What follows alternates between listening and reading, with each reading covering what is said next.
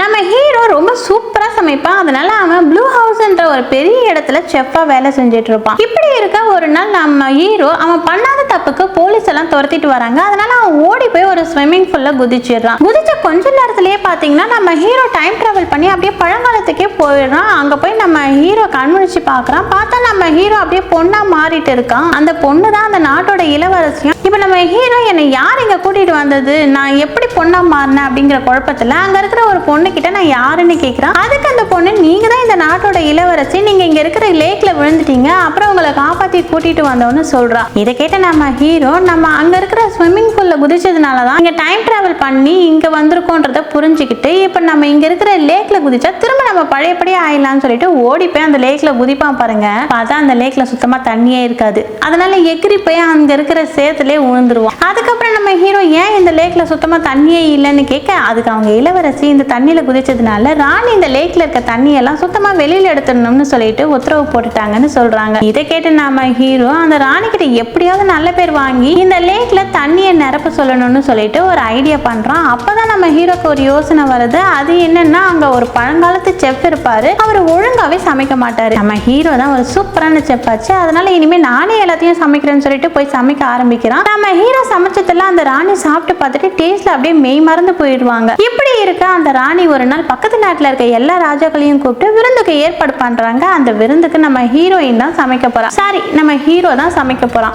இவன் முதல்ல என்ன டிஷ் செய்யறான்னு பாத்தீங்கன்னா, பொட்டேட்டோ எடுத்து சிம்பிளா அதை ரோல் மாதிரி கட் பண்ணி பொட்டேட்டோ ரோல் செஞ்சு கொடுக்குறான். அதை எடுத்துட்டு போய் பரிமாறுறாங்க. அவங்க அந்த பொட்டேட்டோ ரோல் எல்லாம் பார்த்திருக்க மாட்டாங்கல்ல. அதனால வந்திருக்க விருந்தாளிங்க என்ன இது, நம்ம விருந்துக்கு வந்திருக்கோம், நமக்கு போய் இப்படி சிம்பிளா செஞ்சு கொடுக்குறாங்களேன்னு சொல்லிட்டு எடுத்து அதை வாயில வைப்பாங்க பாருங்க. அப்படியே அதோட சுவையில எல்லாரும் மெய் மறந்து போயிடுறாங்க. அதுக்கப்புறம் நம்ம ஹீரோ ரெண்டாவது டிஷ்ஷா பர்கர் பண்றான். பர்கர்னா கூட எப்படின்னா, அங்க நான்வெஜ்லாம் இல்லைன்னு சொல்லிட்டு அங்க இருக்கிற வெஜிடபிள்ஸ் வச்சே செய்யறான். அதையும் சாப்பிட்டு பார்த்துட்டு எல்லாருக்குமே ரொம்ப சந்தோஷமாயிடுது. ஏன்னா அது அவ்வளோ டேஸ்டா இருக்கு. அதுக்கப்புறம் கடைசி டிஷ்ஷா நம்ம ஹீரோ ஜெல்லி மாதிரி ஏதோ ஒன்று செஞ்சு அதுல ஒரு குச்சை சொருவி சூப்பரான பிரசன்டேஷன் பண்ணி கொடுக்குறான். அதையும் அங்க வந்து விருந்தாளிங்க எல்லாம் சாப்பிட்டுட்டு எல்லாருமே ரொம்ப சூப்பரா பாராட்டிட்டு போறாங்க. அதனால நம்ம ராணி மனசு ரொம்பவே சந்தோஷமாயிடுது. அதனால நம்ம ஹீரோயினை கூப்பிட்டு, அதாவது நம்ம ஹீரோவை கூப்பிட்டு, உனக்கு என்ன வேணும்னு கேளு, எது வேணும்னு நான் செய்யறேன்னு சொல்றாங்க. உடனே நம்ம ஹீரோ யோசிக்காம, இதாண்டா சான்ஸ்ன்னு சொல்லிட்டு எனக்கு அந்த லேக்ல தண்ணியை நிரப்பிட்டாங்கன்னு சொல்லிடுறான். சரின்னு ராணியும் அந்த லேக்ல தண்ணி நிரப்ப சொல்லி உத்தரவு போட்டுடுறாங்க. அதனால அந்த ஊர் மக்கள் எல்லாருமே அந்த லேக்ல வந்து தண்ணியை நிரப்புறாங்க. அதுக்கப்புறம் நம்ம ஹீரோ